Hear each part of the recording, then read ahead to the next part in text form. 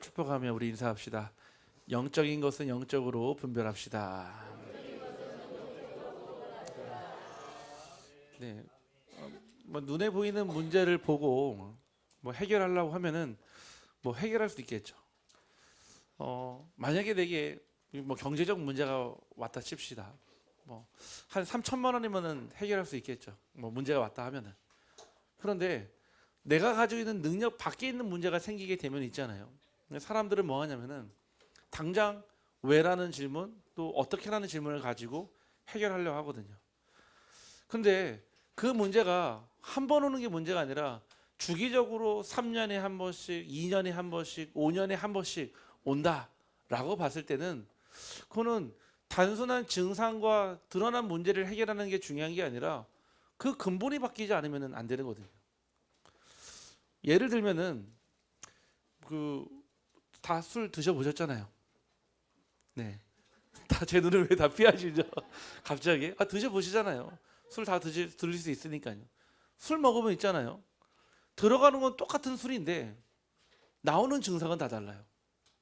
어떤 사람은 그냥 막 먹자마자 막 우는 사람이 있어요. 내내 막 초상집도 아니고 막. 어떤 사람은요 막 시비 걸고 막 싸우고 이런 사람이 있어요. 또 어떤 사람은요 조용히 잠자는 사람이 있어요.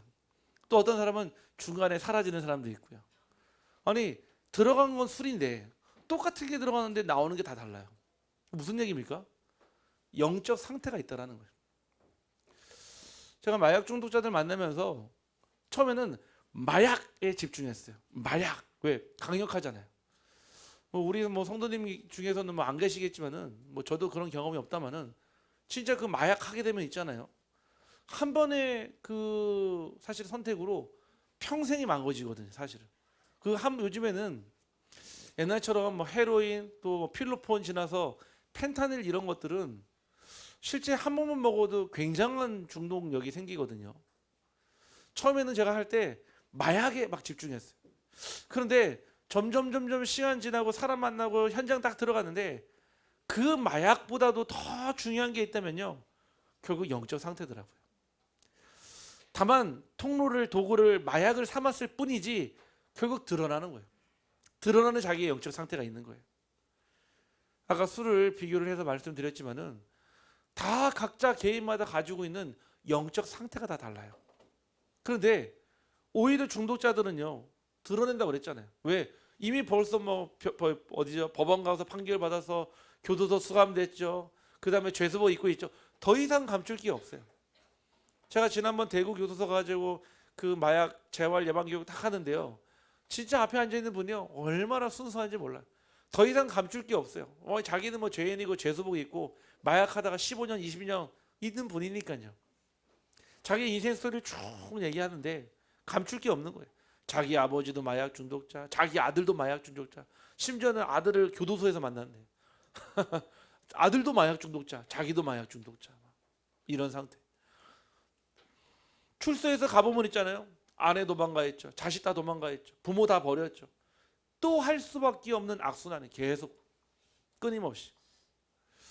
결국 마약, 도박, 알코올, 성, 일, 중독의 많은 도구들과 아이템들이 있지만은 결국 영적 상태가 드러나는 통로가 이 뜻입니다. 오늘 우리 사랑하는 우리 성도님들이 저도 처음에는 그랬거든요. 마약 사범들 하면은 저랑은 다르다고 생각했어요. 저는 마약 안 했으니까요. 그냥 그들 생각하면은 저보다는 더 안 좋은 사람들이라 생각했어요. 그들을 계속 만나면 만날수록요 별 차이가 없더라고요.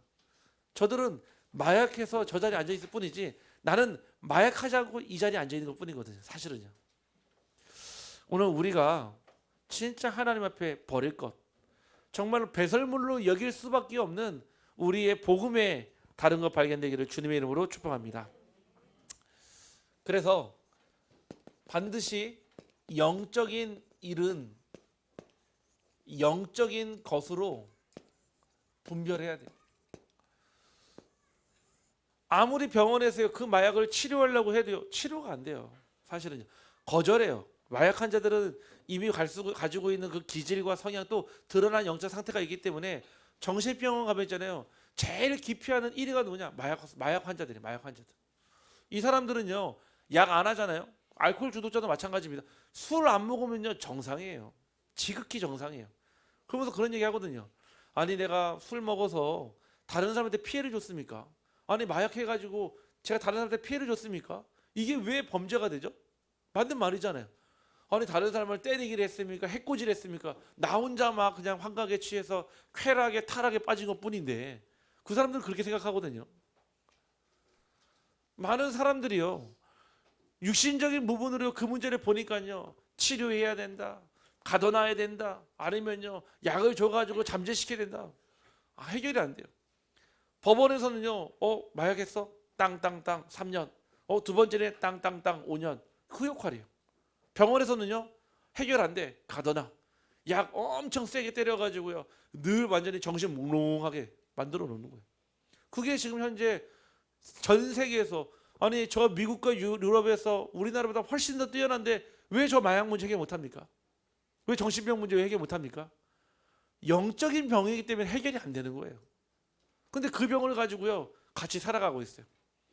여러분들의 옆집에, 여러분들의 직장 동료로, 우리 아이들의 학교 선생님으로, 여러분과 같이 직장 생활하는 그분 차를 타고 택시를 타고 그런 분이 운전하는 버스를 타고 지금 우리가 살고 있는 시대의 현 상황이 그래요. 제가 통계 자료를 좀 보니까요.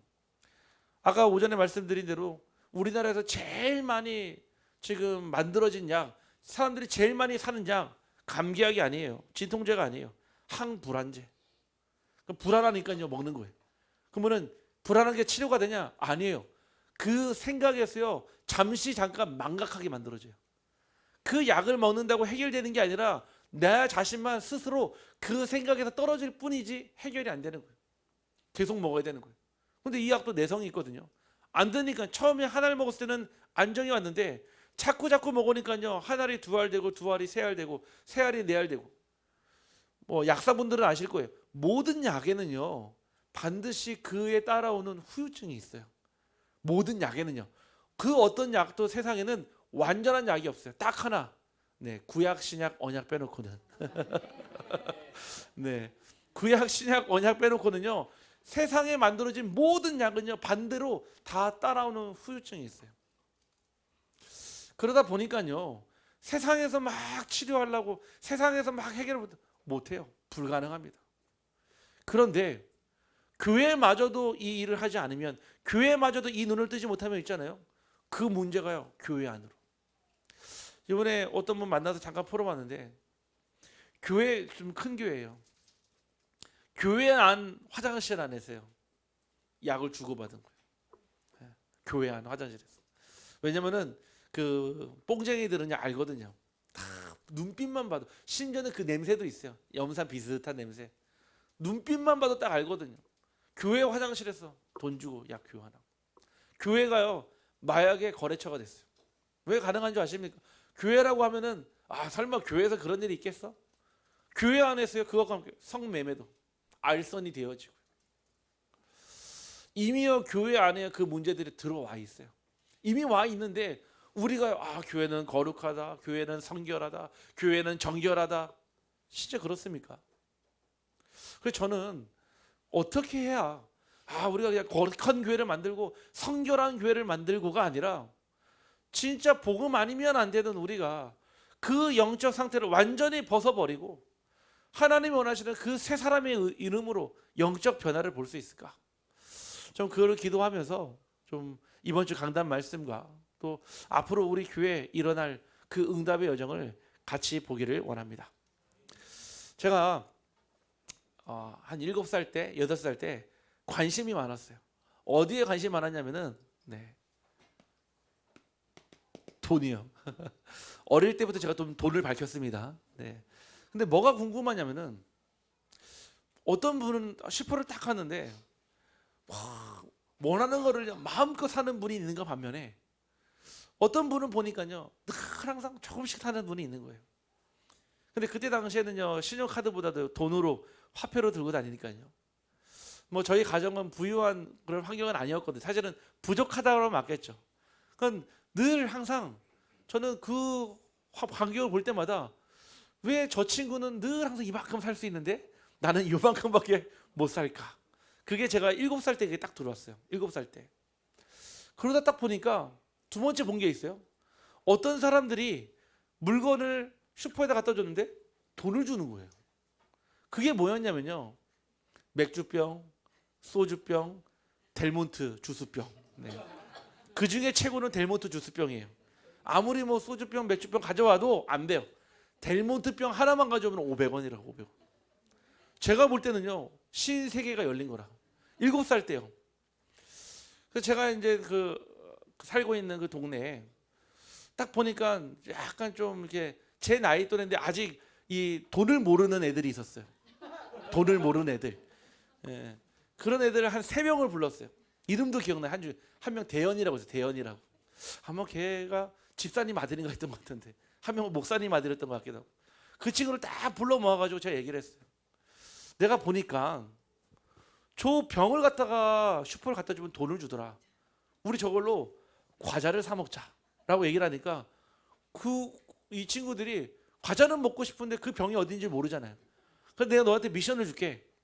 아파트 밑에 가면은 그때 당시에 이렇게 아파트 같은 데 보면 위에서 쓰레기를 떨어뜨리면 들어가는 그런 데가 있잖아요.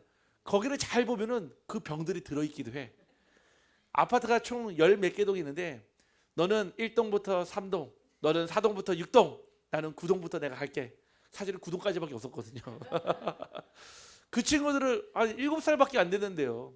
그 친구들을 시켜가지고요. 델모트 병을 찾기 시작했어요. 근데요. 하나씩 나오는데 야 이게 보니까 노다지라 노다지. 사람들이요 그게 팔린 걸 모르니까요 그냥 버려버리는 거예요. 심지어는 어떤 분은 모아놓기도 하고요. 근데 보니까 뭐가 없냐면 저희가 어리잖아요. 도구가 없으니까 이게 하나 두 개 가지고 왔다 갔다 힘든 거예요. 어디서 마대자루를 주웠어요. 마대자루. 마대자루를 주워다가 일주일에 한 번 특별히 월요일이 제일 많이 나오는 날이에요. 월요일 날 쫙 순회를 해가지고 주소면요 거의 15개 20개였어요. 그러면은 지금에 따지면 10,000원이지만 그때 당시 10만 원 가치예요. 왜냐 칸초가 그때 200원이었거든요. 칸초가 제가 기억하고 있습니다. 그렇게 친구들을 보내가지고요 다 걷어와가지고 슈퍼 갖다 주니까요. 아니 처음에 이상한 거예요. 어린 애들이 와가지고 한마디로 하준이 나이 애들이 와가지고 병을 팔고 있으니까요. 돈을 주더라고. 제가 그때 딱 봤어요. 아 돈은 누구나 벌 수 있는 거구나. 누구나 벌 수 있는 거구나. 그리고 돈은 언제든지 벌 수 있는 거 딱 생각했어요. 제가 그리고 학교를 가고요. 학교를 다니고요. 그러면서 제가 조금 별난 짓을 많이 했어요. 버스를 타고 학교를 왔다 갔다 해야 되는데 갈 때는 그 부대 안에서 버스가 가고요. 올 때는요. 버스를 타고 와야 돼요. 그때 당시에 버스가 150원이에요. 근데 제가 보니까 학교 끝나고 충분히 걸어서 갈 수 있을 것 같은 거예요. 왜 차 타고 30분밖에 안 걸렸으니까요. 충분히 갈 수 있을 걸 생각하고 그 버스비 150원을 가지고 100원으로는 떡볶이를 사 먹고 50원으로는 소프트 아이스크림을 사 먹어서 제가 다 손을 소지하고 친구 아까 얘기했던 대현이와 함께 걸어가기 시작했어요. 이게 다른 거예요. 안 해봤잖아요. 차 타면 30분 만에 갔으니까 금방 갈 줄 알았죠. 4시간 반이 걸리는 거예요. 그게 제가 초등학교 3학년 때 있었던 일이거든요. 4시간을 걸어서 하는데 2번 다시는 제가 절대로 그 짓 안 합니다. 왜? 체험해 봤으니까. 제가요 중학교에 딱 갔는데 저희 이제 부모님을 막 쪼르는데 내가 원하는 신발 사주세요. 내가 원하는 가방 사주세요. 내가 원하는 옷 사주세요. 그러니까 보니까 사줄 수 있는 분들이 아니라 그러니까 가능성이 이거 누가 봐도요. 얘기하면 사주는 분이 있고 얘기해도 절대 안 되는 분이 있잖아요. 제가 저희 부모님을 보니까 절대 제가 쫄라도 절대 안 사줄 것 같은 거예요. 그래 좋다. 내가 벌면 되지. 해서 어떻게 했냐면요. 친구들 중에요. 신발이 있는데 혹 운동하다가 찢어지거나 아니면 손상된 신발들 있잖아요. 그리고 지저분한 신발들이요. 그걸 제가 다 수거해 왔어요. 아니면 헐값에 라면 하나에 바꿔와서 집에 와서 열심히 닦아가지고요. 깨끗하게 줄을 바꿔가지고요. 그거를요 10,000원에 20,000원에 다시 팔았어요. 그러니까요 점점점 시드머니가 생기는 거예요. 결국 제가 보니까 이거는 안 되겠다 생각이 들더라고요. 왜냐면은 학교 안에서 자꾸 그렇게 하니까 문제가 생기는 거예요. 분명히 팔았는데 나중에 구멍이 나가지고 반품이 들어오니까 해결이 안 되는 거예요. 야 이거는 도대체 안 되겠다. 그때 제가 선택한 방법이 그래 내가 직접 돈 벌러 가지 해서 제가 중학교 2학년 때부터 네, 이제 현장 노가다 일을 했어요. 노가다 일을 그냥 뭐 짧게 하지 않았어요. 중학교 2학년 때부터 제가 대학교 2학년 때까지 했으니까 거의 6, 7년 가까이를 토요일은 뭐 그때 핵심 없었을 때니까요. 토요일 아침에는 무조건 심지어 고등학교 때는요. 안산으로 한 달 동안 컨테이너에서 먹고 자고 하면서 네, 아시바 메고 철근 메고 막 그랬거든요. 제가 왜 이 말씀을 드리냐면은 우리가요. 돈이라고 딱 하잖아요. 돈 말고도 뭐 건강도 될 수 있고요. 내가 직접 딱 가서 부딪혀보고요. 체험해보면 있잖아요. 뭐가 나오긴 나와요. 뭐가 나온다니까요. 제가 7살 때요. 그 델몬트 병을 팔면서 뭐를 느꼈냐면은 돈 벌 수 있구나. 내가 원하면 언제든지 할 수 있구나. 딱 이 생각이 딱 들었던 거예요. 그러니까요. 그때부터요. 제 생각에는 늘 항상 돈이라는 관점으로 모든 게 다 되는 거예요. 내게 유익이 되면 하고요. 유익이 안 되면 안 되고요. 오죽했으면 제가 대학을 경제학과를 가겠습니까? 오죽했으면요. 다른 과도 많았어요. 저는 성악과도 가고 싶었고요. 다른 과 가고 싶었는데 경제학과 갔어요. 왜? 돈 때문에. 돈. 다. 그렇게요. 막 회사도 다녀보고요. 심지어는요. 사업도 2번이나 해보고요. 결국 결론이 딱 뭐였냐? 마태복음 6장 24절에 사단이 만들어진 정확한 함정과 올무와 틀이 딱 돈이었었어요. 제게는요. 분명히 나와 재물을 겸하여 섬기지 말라라고 했는데 늘 항상 삶에는요. 이 돈이요. 제 삶에 딱 주인이 됐던 거예요. 그냥 돈 있으면 뭐든지 할 수 있는 거예요. 돈이면요. 제가 이 생각이 바뀌어지기 전까지는요. 사실은요. 이 기준가대로 살았어요. 돈 되면 다 하고요. 돈 준다고 하면 어디든 가고요. 감출 수 없는 어떻게 보면 저의 영적 상태였겠죠. 사실은요. 그런데 이거보다 더 큰 복음의 가치가 딱 발견되니까요. 제게는요. 이게요. 더 이상 내 인생의 함정과 올무와 틀이 되지 않더라고요. 맞아요. 이거 있으면요 좋죠. 지금 사는 것보다 더 편안하게 살 수 있어요. 지금 사는 고민보다도요 훨씬 더 많은 고민들 다 줄일 수 있어요.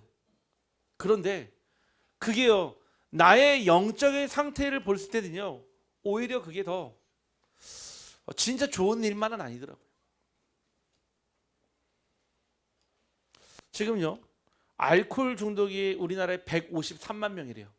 그러면은 우리나라 10명 중에 1명이요 알코올 중독자라는 거예요.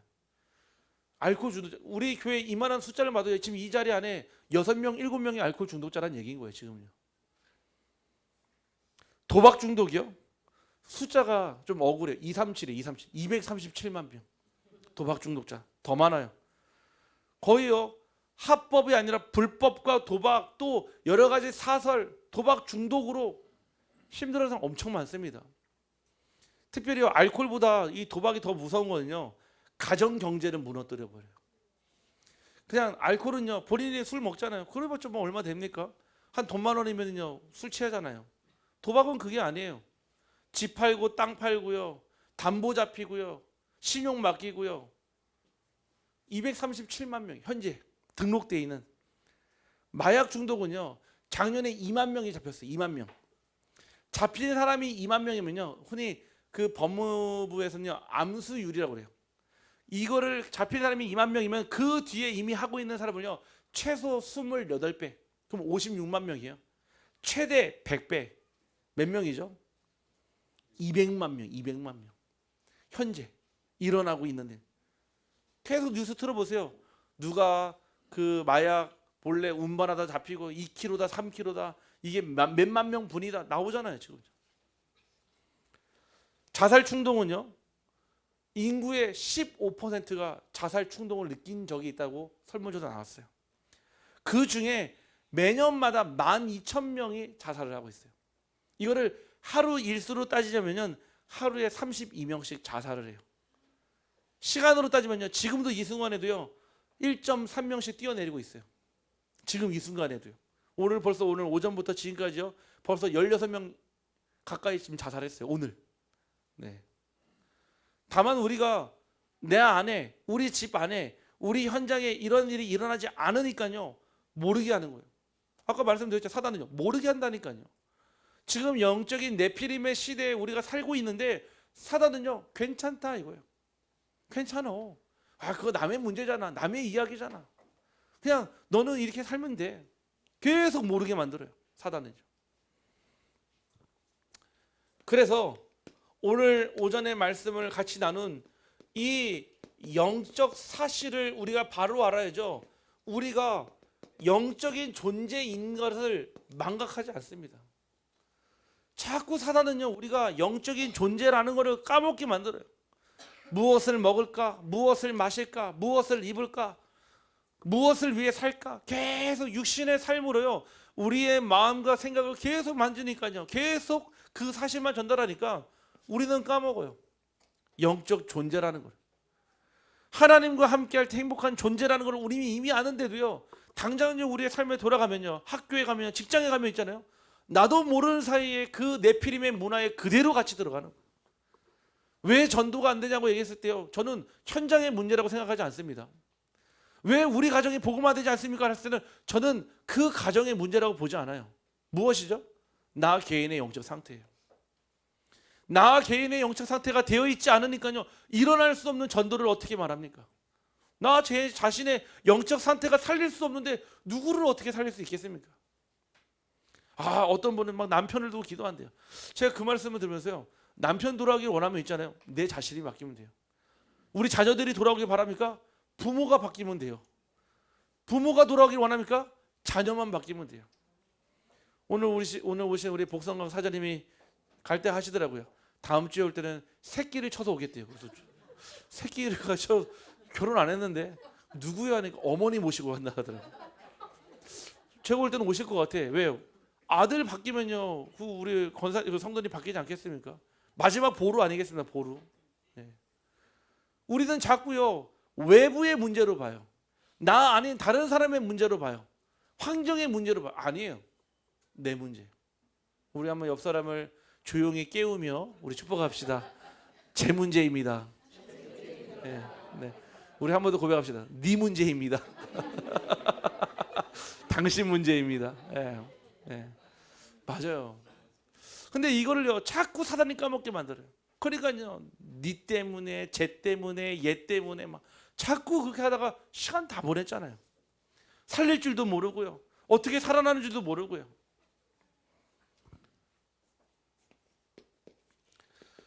영적 흐름 밖에서 계속 살다 보니까 내가 어떤 흐름에 있는지를 모르는 거예요. 영적 흐름이요, 우상 숭배의 흐름 속에 계속 있고요, 죄와 저주와 사망의 권세 속에 계속 살아오니까 그게 정상인 줄 아는 거예요. 아니, 불신자들한테 물어보세요. 당신 죄인입니까? 하면요, 아무도 아닌데요. 다 그래요. 자기 죄 안 졌다고 그래요. 왜냐? 단 한 번도 이 영적 흐름에 있어 본 적이 없었거든요. 우리가요, 이 복음의 흐름 속에 들어왔다라는 게요, 내가 지금 현재 나의 상태를 보면요, 내가 어떤 복음의 흐름에 있는지 알게 돼요. 내가 분명 복음을 받았는데, 복음을 들었는데, 배운 복음과 학습된 구원의 확신에 있다면은 우리의 삶은요, 늘 항상 그 배운 것으로 하게 돼요. 가능하겠습니까? 예전에 선교 사역을 하는데 어머니는 어떤 분이냐면은 교사예요. 그냥 교사가 아니라 초등학교 교사인데 초등학교 교과서를 만드는 교사예요. 그분은 어떤 교사인지 알겠죠? 선생님 위에 선생님이란 얘기예요. 자녀를 딱 낳아야 되는데요, 임신, 출산, 육아 관련된 도서를요 딱 15권을 딱 읽었대요. 그러고서 머릿속으로 선생님이니까요, 임신, 출산, 육아의 모든 과정을요 머릿속에 딱 넣고요, 임신을 하고 애를 낳고 키우기 시작했어요. 임신도 출산도 책대로 돼요. 아예 처음 낳고도요 되는데 어느 날부터요 이 자녀에게 다른 영적 흐름이 보이기 시작하면서요, 책에서 알려주지 않은 증상들이 일어나기 시작하는 거예요. 아니요, 갑자기 막 말을 더듬고요, 갑자기 아이가요, 이런 아이들이 있어요. 이렇게 막 투닥투닥 싸울 수 있거든요.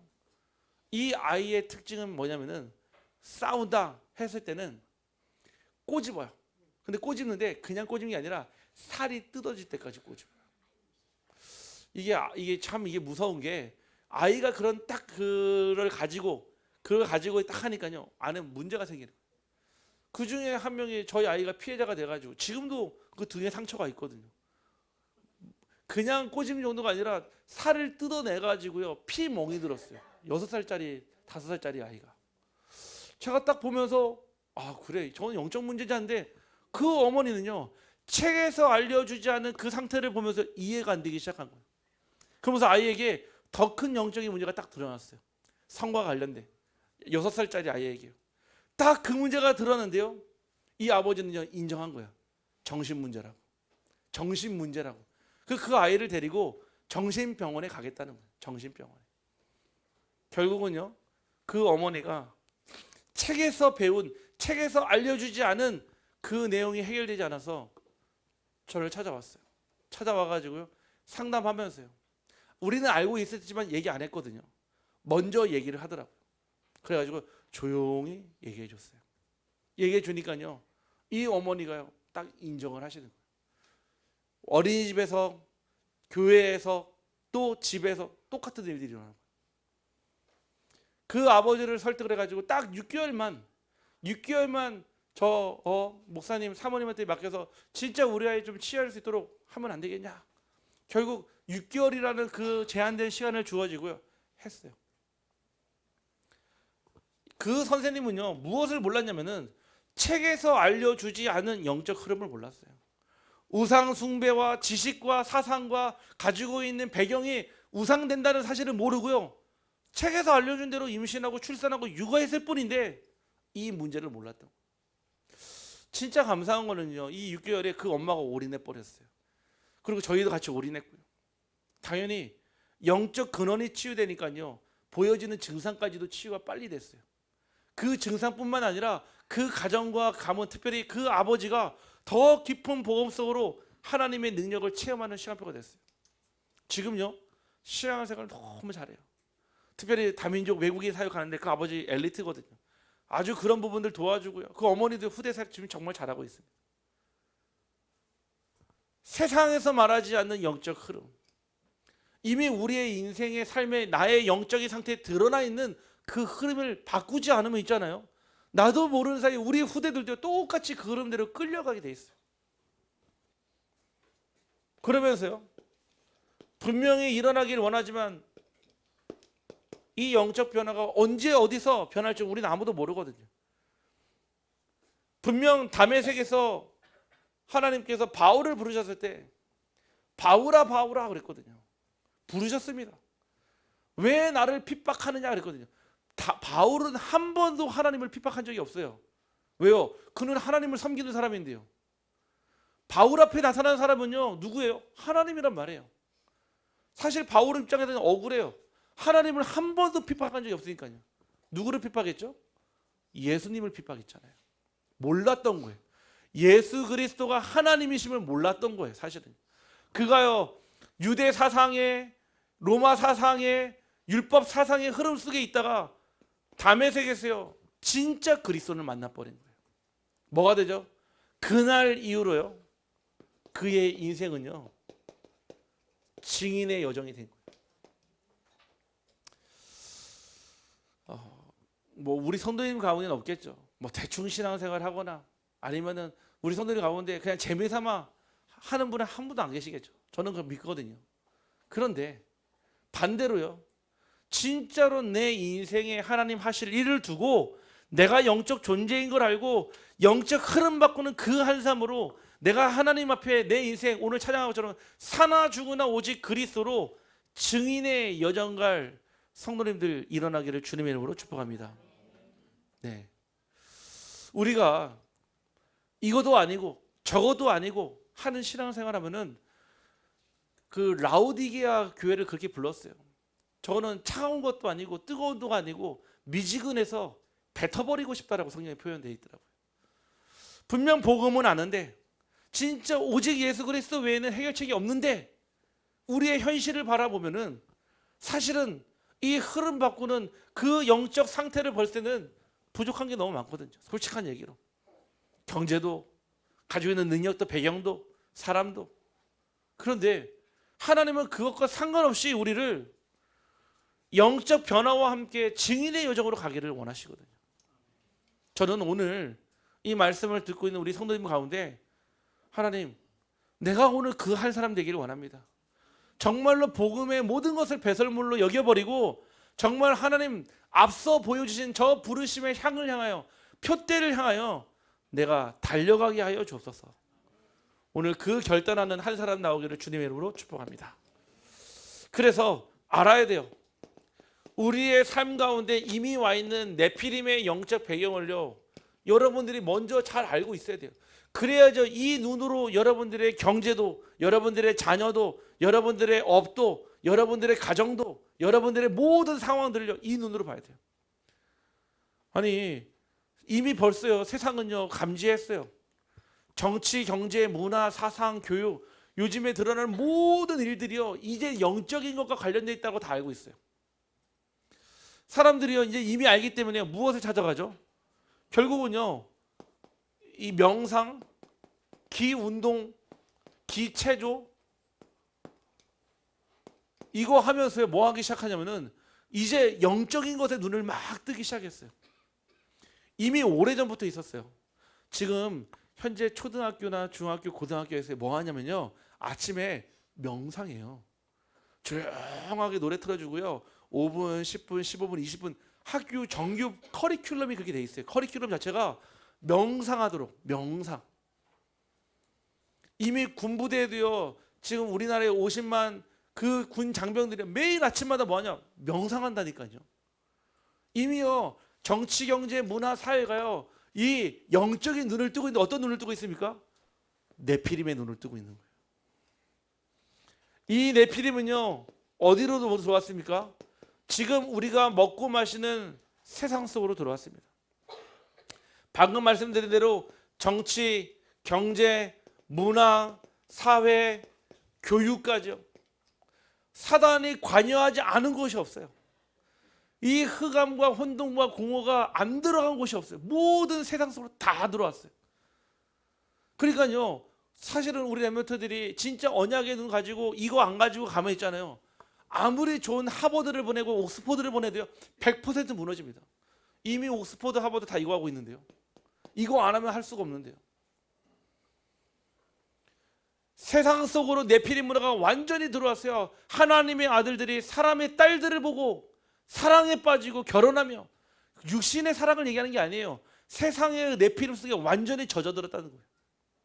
그때 당시 창세기 6장만의 사건이 아니라 지금도 일어나고 있는 일들이에요. 지금도.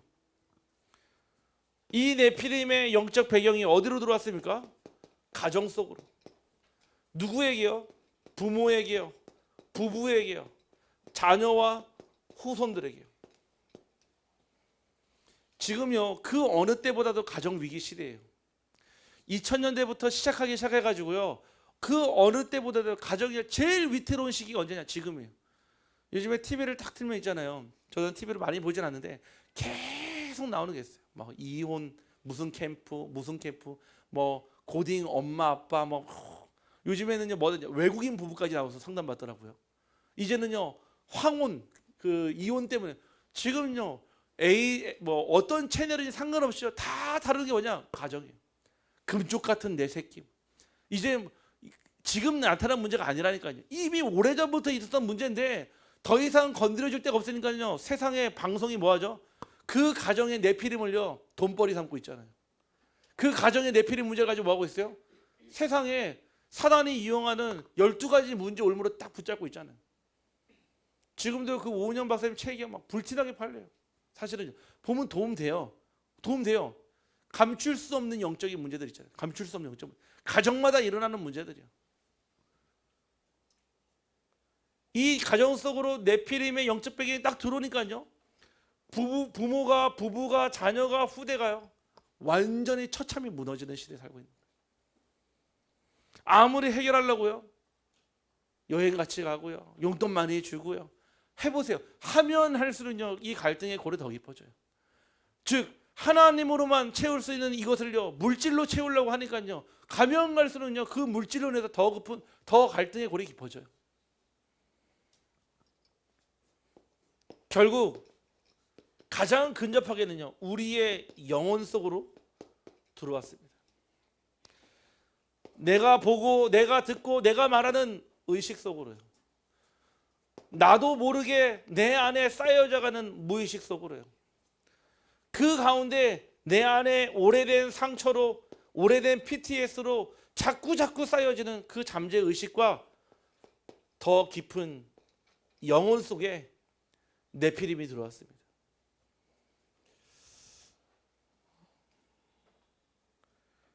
지금 시대가요, 하나님 보시기에 얼마나 악하냐면은 창조주 하나님을 인정하지 않는 시대예요. 이미 벌써 우리 세상의 정치, 경제, 문화, 사회가 다 진화론 위에 다 쌓여져 있잖아요. 창조론 지금도 얘기하고 있잖아요. 얘기하면요, 대학이든요 어떤 현장 가서 얘기하면 있잖아요, 무시당하는 게 아니라요, 완전히 그냥 박살내버려요. 왜냐? 지금 모든 정치, 경제, 문화, 사회, 교육이 다 진화론 위에 세워졌잖아요. 심지어는 하나님을 인정하지 않는 시대가 아니라 하나님을 거부하는 시대가 됐어요. 아니죠, 하나님을 대체하는 시대가 됐어요. AI, 산업, 과학, 기술, 의학. 우리가 그 AI 요즘에 챗 GPT 있잖아요. 월 50불씩 내고 쓰는 챗 GPT가 있거든요. 어느 정도 수준이냐면은 어떤 한 유튜브를 봤는데 이거를 가지고 뭐 하냐면은 평상시 24시간 켜놓고 살더라고요. 모든 대화가 다 돼요. 옛날처럼 저는 AI입니다가 아니에요. 사람이 말하는 억양, 감정, 심지어는 숨소리까지 돼요. AI가 대화를 하는데 모든 정보들을 그냥 사람이 아니라 마치 신적인 존재가 나랑 같이 있는 거예요. 뭘 물어보면 있잖아요, 내가 모르는 정보를요 나의 수준에 맞도록 만들어줘요. 그냥 정보를 제공하는 정도가 아니라 내가 이해할 수 있는 정도의 단어를 선택하고요, 저를 계속 대화를 하면서 내가 좋아하는 목소리 톤과 내가 좋아하는 그 어감으로 말을 딱 해줘요. 그런 시대예요. 지금 이 시대가요, 가면 갈수록요 나중에는요 보편화되는 시대가 옵니다. 무슨 얘기예요? 여러분 옆에 AI가 하나님이 돼서 임마누엘 대신에 AI 누엘 되는 시간이 온다는 거예요. 예, 다 물어본다니까요. 심지어는 저번에 어떤 목사님이 챗 GPT에다가 설교문을 작성을 부탁을 했는데, 이번에 성삼위 하나님과 율법과 무슨 론을 가지고 좀 설교문을 만들어 주세요 했는데 기가 막히더라고요.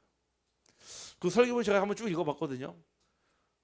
봤는데 성령의 감동이라 불러야 될지 AI 감동이라 할지 불러야겠는데 감동이 되더라고요. 왜? 그 수많은 설교문을 이 AI가 다 습득하고 들었어요. 제일 많이 사람들이 좋아요 버튼 눌렀던 거를요 발췌를 해가지고요 제일 좋아했던 하이라이트를 뽑아가지고 딱 적어주거든요. 기가 막히죠? 이미요 네피림의 영적 배경이요 세상과 가정과 우리의 깊은 영혼 속에 들어왔어요. 요즘에 작년에 올해의 단어에 이런 말이 나왔습니다. 우리 성도님들 영어 다 잘하시니까요. 다 다민족 복음 하실 거니까요. 브레인 랏이라고 그래요. 이거를 우리나라 말로 다시 바꾸니까요. 뇌 쓰레기라고 그래요. 뇌 썩음, 뇌 쓰레기라고 그래요. 이 말이 작년에 포브스에서 선정한 올해의 단어로 딱 뽑혔어요. 왜냐면요, 우리 이제 렘넌트들이나 어른들도 마찬가지예요. 요즘에 수많은 사람들이 이거 보거든요. 숏폼. 유튜브 보면 있잖아요. 당장 딱 열면은 쇼츠 있잖아요. 쇼츠를 계속 봐요. 릴스라든지 밈이라든지 계속. 그런데 그 짧은 영상 1분도 안 되는 그 영상을요 계속 넘기는데 3시간, 4시간, 5시간, 6시간, 10시간이 지나가는 거예요. 그 슈퍼민 문제가 아니라 우리 뇌는요 보상받고 싶어하는 심리가 있는데 짧은 시간에 잠깐의 영상을 보고 뇌에서 뭐가 되면은 만족이 되는 거예요. 그거 어떻게 하죠? 자꾸 거기에 중독이 되는 거예요. 이 쇼폼에 중독이 되니까요 사람들 뭐하고 있어요? 계속 스와이프하고 있는 거예요. 계속 이 문제를 해결해 보겠다고 폰 없는 도서관도 만들고요 그거 한다는데 가능하겠습니까? 거의 혼자 있는 시간에, 거의 여러분 혼자 있는 시간에 집에 딱 가서요 침대 앞에서 쇼파에 앉아가지고 뭐 하죠? 계속 쇼폰 보잖아요. 계속 하루에 3시간, 4시간, 5시간, 10시간 다들 그거 했던 사람들의 설문조사 했는데 뭐라고 하냐? 60% 이상의 시간 조절하기가 어렵대요. 끊을 수가 없다는 거예요. 끊을 수가. 근데 사단은 뭐라고 하죠? 괜찮아. 해도 돼. 그게 무슨 큰 문제라고. 다른 사람한테 피해도 안 줬는데. 지식도 쌓이고 정보도 쌓이고 재미도 쌓이고. 그거 하는 사이에 랩런트들이 학업을 놓쳐버리고요. 그거 하는 사이에요. 어르신들이 제일 중요한 인생의 황혼기를 보내는데요. 그 잘못된 정보에 속아버리게 되고요.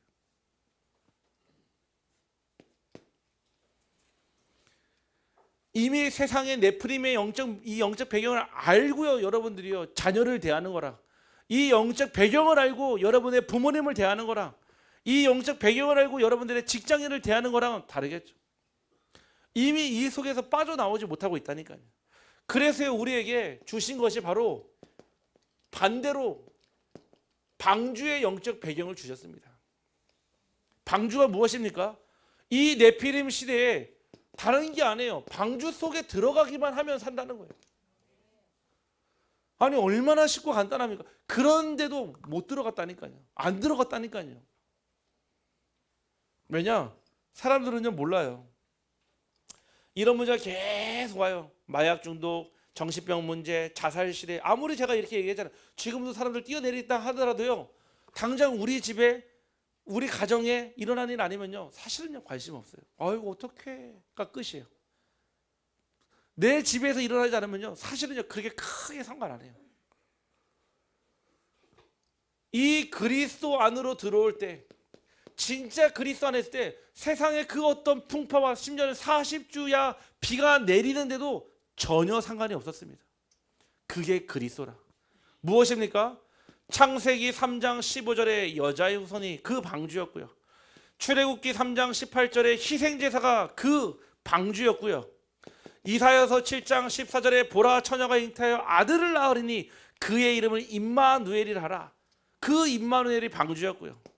마태복음 16장 16절에 주는 그리스도시요 살아계신 하나님의 아들이 이 네피림 시대의 방주인 줄 확신합니다. 이거 하자는 거예요. 지금 세상이 네피림의 영적 배경을 살아가는데 우리만큼이라도요 방주의 영적 배경 가지고 이 운동하자는 거예요. 세 가지 뜰이 뭡니까? 아니 뭐 그냥 우리 뭐 다락방에서 만들어낸 이상한 말입니까? 아니잖아요. 이미 와 있는 다민족들, 병원에서도 그 어떤 기관에서 치유하지 못하는 치유 대상자들, 그리고 우리의 미래 후대들 살리자는 얘기잖아요.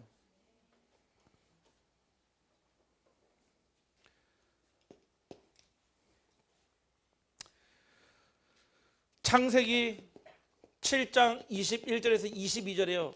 이 현장을 정확하게 말씀했습니다. 땅 위에 움직이는 생물이 다 죽었으니 곧 새와 가축과 들짐승과 땅에 기는 모든 것과 모든 사람이라. 육지에 있어 극호의 생명의 기운이 숨이 있는 것은 다 죽었더라.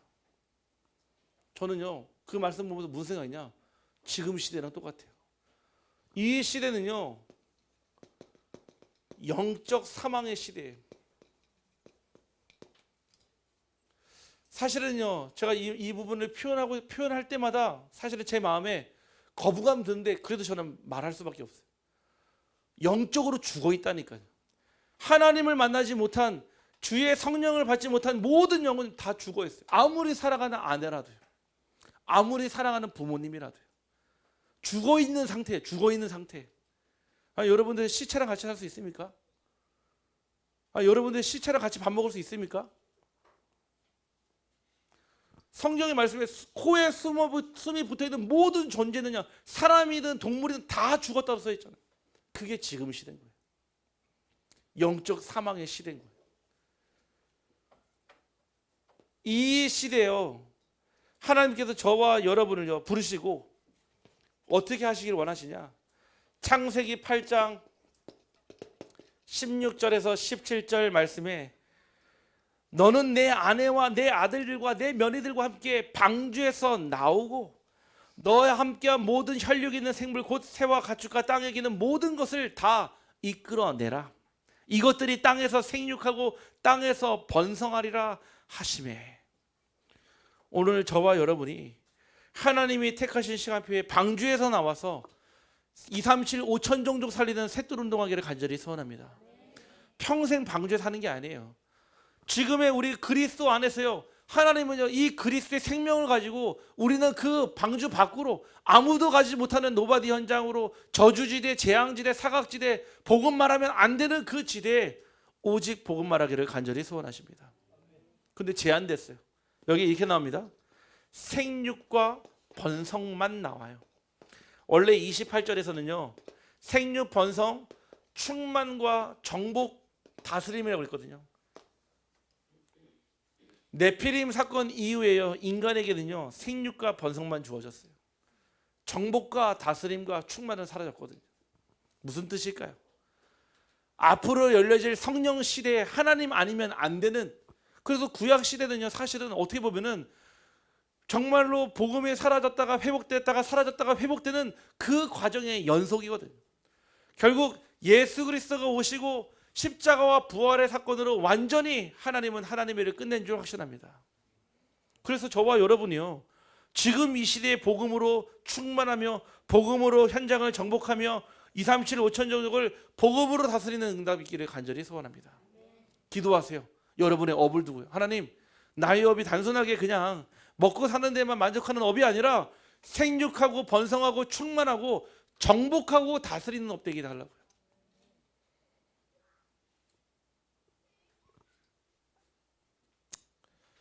그래서 우리는요 무엇 해야 됩니까?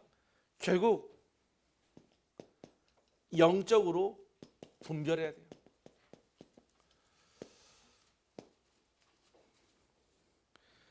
영적으로 분별한다는 얘기는요 하나님의 은혜로 주신 그 답이요 오직 그리스도 아니면 안 되는 그 답이 된다는 얘기예요.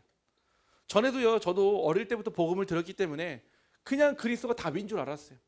근데 답은 분명히 있는데 자꾸 제 인생의 풀이 과정이 자꾸 꼬이는 거예요.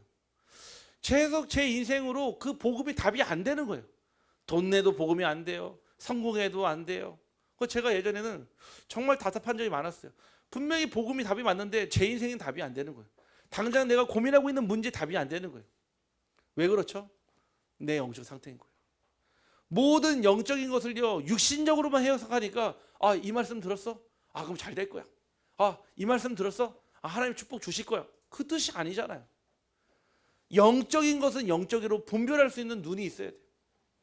하나님의 새 일을 하겠다 한 얘기는요 우리 아니어도 하나님 하겠다는 뜻이에요. 아시겠죠? 우리가 그 시한표 속으로 들어갈 때 우리가 그 하나님 주시는 빛의 경제를 넘어서 복음 경제 하나님의 응답 속으로 들어가는 줄 확실합니다. 알아듣기를 바랍니다. 그래서 내 안에 제일 먼저요 사단의 망대가 무너져야 돼요. 아니 어려운 말이 아니잖아요. 분명히요 잠언서 4장 23절 말씀이에요. 모든 지킬 만한 것 중에 더욱 내 마음을 지키라. 생명의 근원이 이에서 남이라고 했거든요. 이 사단이요 마태복음 12장 28절에 29절에 우리의 마음에 집을 졌다니까요. 그러나 내가 하나님의 성령을 힘입어 귀신을 쫓아내는 것이면 하나님의 나라가 이미 너에게 임한 것이라. 사람이 먼저 강한 자를 결박하지 않고서야 어떻게 그 강한 자의 집에 들어가 그 세간을 강탈하겠느냐. 결박한 후에야 그 집을 강탈하리라. 사단이요 이미 우리 안에 네피림의 망대를 쫙 세워놨어요.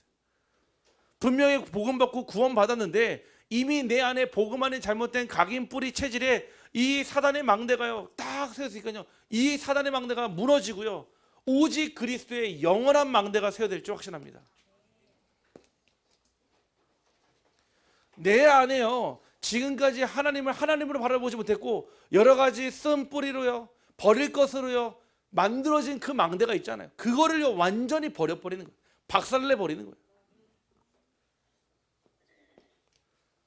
그 하나님의 영원한 망대가 세워지면요 지금까지는요 늘 항상 어떤 여정이었냐, 몸부림의 여정을 살았거든요.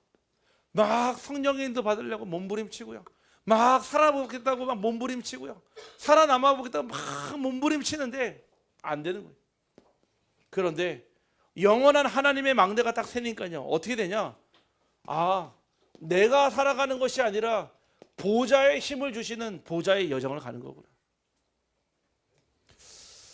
하나님의 자녀에게는요, 하나님 주시는 힘이 필요해요. 하나님의 자녀에게는요, 하나님의 보좌로부터 내려지는 그 성령의 충만함이 있어야죠. 그 힘으로 살아가는 거예요. 우리가 이 힘이 없으니까 뭐죠? 자꾸 자기를 쥐어짜는 거예요. 율법으로요, 신비로요, 아니면 인본주의로요. 되는 척, 거룩한 척. 우리가 걸어가는 모든 여정이 보좌의 여정인데, 드디어 그 전에는요, 아무런 의미 없는 인생을 살아가다가 이제는요, 증인의 여정으로 살아가는 겁니다. 저희와 여러분이요, 내가 살아남은 있잖아요, 죽어있던 모든 만남이 다 살아나요. 우리가 사단의 망대로 막 눌려있던 이 부분이요, 진짜 나의 영적 상태가 바뀌고 변화되잖아요. 여러분들의 죽어있던 모든 만남이 다 살아납니다. 그 안에는요, 가정도 있어요, 후대도 있어요. 다 살아나요. 내가 살아남은 있잖아요. 저는 반드시 어떤 가정을 들어가든 후대를 만나든 현장 들어가면요, 그 속에 가장 먼저 뭐부터냐, 요거부터요. 사단의 망대를 무너뜨리고 하나님의 망대부터 딱 세워요. 그 나머지 막 드러난 문제 있잖아요. 자녀들의 문제든 막 남편의 문제든, 그거는요, 아무런 적이 없어요. 왠지 아십니까? 그 안에 하나님의 집에 서면 하나님의 나라가 임한다고 그랬잖아요. 그 한 사람 찾았어요. 한 사람만 바뀌면 있잖아요, 모든 현장은 다 바뀌게 되어 있습니다. 어떻게 신시장 복음할까요? 간단합니다. 신시장 한 가운데요, 정말 복음 가진 망대 한 사람만 딱 쓰면 돼요. 그렇겠죠? 사단의 망대가 아니라 영원한 망대에 세워진 그 언약 딱 붙잡고 있잖아요. 신시장이 흑하면 완전 떠나갑니다. 내가 있는 직장에 어떻게 복음화 되냐고요? 간단합니다. 복음 가진 한 사람이요, 보좌의 힘을 얻고요, 증인의 여정을 가는 순간요, 그 현장은 완전히 변화돼요. 제가 예전에 봤어요. 지금도 보고 있지만요, 저희 아버지 장로님이 군에 근무하시는데 계급에는요, 한계가 있단 말이에요. 원사라는 계급을 하니까 부사관급, 그러니까 부사관급에는 영향을 줄 수 있어요. 근데 그 위에 장교가 있거든요. 근데 거기 영향을 줄 수가 없어요. 부사관이 영향을 줄 수 있는 급이 아니란 말이에요. 그 현장에서 계속 말씀운동, 복음운동, 계속 사단의 망대를 무너뜨리는 영적인 영원한 망대, 하나님의 영원한 망대를 세우고 있는데요, 어느 날요, 누가 왔냐면 그 부대 가장 높은 비행단장, 즉 원스타가 그 부대에 딱 부임한 거예요. 근데 신기하게요, 이분이 다른 거에 관심이 아니라 복음에 관심이 있던 거예요. 그러다가 소문을 들었어요. 무슨 소문을 들었냐? 우리 비행대대 안에서 한 목사라고 불리는 원사 한 분이 있다는 거예요. 별명이 목사래요, 목사. 왜냐? 만나는 사람들마다 자꾸 복음만 전하니까요, 별명이 목사라. 심지어는요, 진급까지 포기해버렸어요. 진급까지. 그렇게 그 얘기를 듣고요, 그 원스타가 찾아왔어요. 만나고요, 자기 공간으로 불렀어요. 그러면서 이분이 하는 말이 뭐냐냐, 우리 한 원사님, 우리 계급장 띄고 한번 얘기해 봅시다. 복음이 무엇입니까? 딱 물어본 거예요. 근데요, 장로님이요, 그 자리에서요, 구원의 길을요 쫙 설명을. 그때부터 뭐라고 하냐면은, 나랑 일주일에 한 번씩 성경 공부합시다. 한번 다락방 하자는 거예요. 그렇게 시작해가지고 매주 목요일마다, 부사관은 절대 사실은 들어갈 수 없어요. 군인은 어쩔 수 없습니다. 계급과 신분의 차이가 있어요. 부사관은 절대 들어갈 수 없는 그 사단장, 비행단장 공간에 들어가세요. 일주일에 한 번씩 성경 공부가 시작된 거예요. 그런데요, 그분 안에 사단의 망대가 딱 무너지니까요, 하나님의 망대가, 영원한 망대가 세워졌어요. 어느 날 이분이 은혜가 충만하니까 뭐라고 해야 하냐, 이 복음은 나만 들을 수 없다는 거예요. 전 장병이 다 들어야 되는데, 그때 당시 그 병력이 얼마나 되냐면은, 군인 가족, 군인 다 포함하면요, 거의 한 10,000명 가까이 될 거예요. 그만큼 이 군부대가 크거든요. 수송대 전화를 해가지고 차량 12대를 보내서 가능한 한 많은 병력들을 다 태우고 교회로 다 보낸 거예요. 부사관은 할 수 없는데 비행 단장은 가능해요. 왜? 명령권자니까요. 그 수요일 날요, 그 수많은 군인들을요 다 모아놓고요, 지금 임마누엘 서울교회 황상배 목사님 모시고 찬양팀 모시고요, 거기에서 집회를 한 거예요. 제가 볼 때는 군부대 역사상 처음 있을 수 없는 일이에요. 지금 그렇게 하면요, 뉴스에 나오고 난리 납니다. 왜냐하면 군부대에서는요, 종교 강요죄가 있어요. 복음 전하면 안 돼요. 종교를 강요하는 순간요, 별이든 뭐 주임원사든 이등병이 상관없이 무조건 법에 접촉되거든요. 그 법이 있기 전에요. 진짜 그 부대에 지금도 없는 일이에요. 수천 명의 군인들이 와가지고요. 그 복음을 듣고요. 영접하고 하나님의 나라가 됐어요. 그게 끝이 아니라 그때부터 다 조종사들을 다 불러놓고요. 이 장군님이요. 이 원사가 다락방을 하기 시작한 거예요. 자, 보세요. 영적인 흐름을 바꾸는데요. 사단의 망대가 무너지고 영원한 하나님의 망대가 세워지니까요. 하나님이요. 보좌의 힘으로 갑자기 복음에 관심 있는 비행 단장을 보내신 거예요. 그 한 사람이요. 지금까지는 의미 없는 인생을 살다가 자기가 언제 퇴직할지 모르는데 자기도 인생에 하나님의 일을 하겠다고요. 하나님 앞에 증인의 여정을 딱 선포하는 순간요. 그 인생에 처음 있는 그 부대에 처음 있는 이정표가 만들어진 거예요. 제가 그 자리에 있었거든요. 제가 그 현장에 목격을 했으니까요. 있을 수 없는 일이잖아요. 군대 갔다 오신 분 아시잖아요. 있을 수 없다니까요. 하나님은 오늘도 지금도 이 한 사람을 찾고 있는 줄 확신합니다.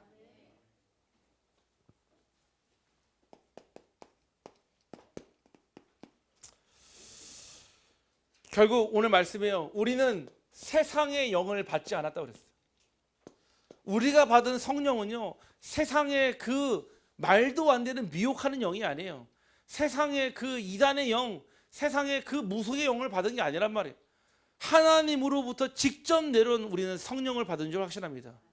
그렇기 때문에요. 이 세상의 영을 받은 사람은요. 세상에 속한 사람들이라고 그랬어요. 반대로요. 하나님의 영을 받은 사람은 무슨 뜻이냐? 하나님의 나라에 속하는 사람들의 얘기예요. 우리가 이 세상을 똑같이 살아가지만요. 아닙니다. 그들은요. 죄송합니다. 영적 시체들입니다. 어쩔 수 없어요. 성경에 나왔잖아요. 영적 시체들이에요. 그들에게 생명의 호흡과 하나님의 말씀이 들어가지 않으면 절대로 살아날 수 없는 영적 시체라 얘기입니다. 그래서 여러분들의 그 주변과 만남을 살려야 되는 전도가 우리에게 천명이 되고 사명이 되고 사명이 되는 이유는 그들이 죽어서 결국 어디로 갑니까? 지옥으로 가기 때문에 그래요. 영원한 형벌로 가기 때문에 다시는 기회가 없는 그 땅으로 가기 때문에 그렇습니다. 살아있는 날 동안에만 육신의 몸을 입고 있는 날 동안에만 그 가능성이 있기 때문에 그래요. 우리는요 하나님으로부터 온 영을 받았기 때문에요. 우리는 무엇할 수 있죠? 영적으로 분별할 수 있습니다. 뭐 저는 잘 모르겠습니다. 저에게는 그게 큰 능력이 있지 않아서 다만 안동 지역에서 안동 복음화와 경상북도 복음화 세계 복음화를 위해서 나는 가장 하나님께 기도하고 중심을 드리는 목회자가 되기를 저는 하나님께 작정을 했어요. 그리고 되도록이면요 많은 사람들을 만나서 이 복음을 전하고 싶은 얼마나 감사한지요. 저는 이번에 부산에 갔다 왔는데 부산에서도요 하나님이요 다 갔는데 안동에서 오셨다고 그러더라고요. 예, 안동과학대학교 우리 교회 집사님이 계신데요. 주중에 이분이 방황하고 있는데 좀 도와주십시오 하고 연락이 왔어요. 한 분이 또 우리 다민족 제자가 안동과학대에 축구팀으로 들어갔대요. 그 친구를 좀 도와주세요. 감사하죠. 왜죠? 안동에 하나님 원하시는 영원한 망대를 세우는 우리 교회가 있고 전도자들이 있기 때문에 하나님은요 끊임없이 이곳에 복음 들을 자, 복음으로 살릴 자 보내실 줄 확신합니다. 그래서 우리가 버려야 돼요.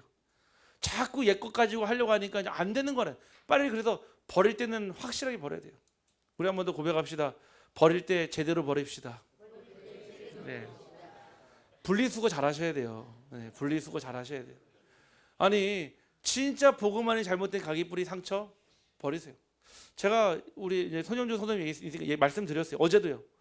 나는 우리 성도님이 술 끊고 난 별로 관심이 없다. 아니 술 끊는다고 저한테 유익이 있습니까? 없어요.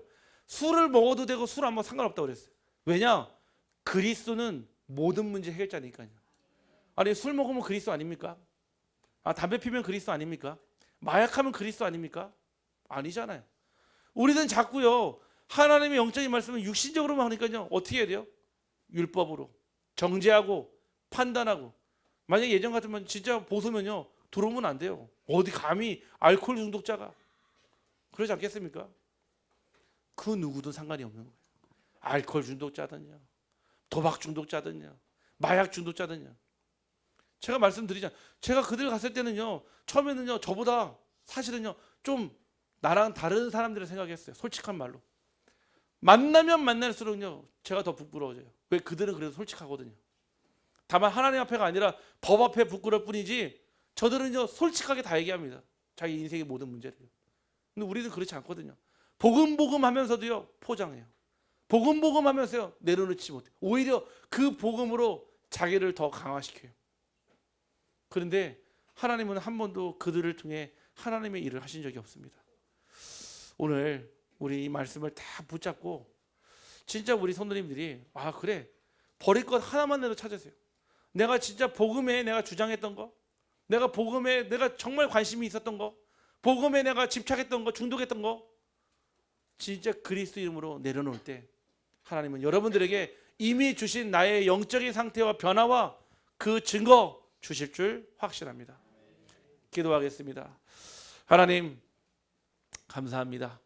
오늘 부족한 종의 입술을 들어서 오늘 반드시 성취될 하나님의 말씀을 주시고 우리 비추르기의 모든 성도들의 하나님의 하실 일을 미리 보게 하심에 감사를 드립니다.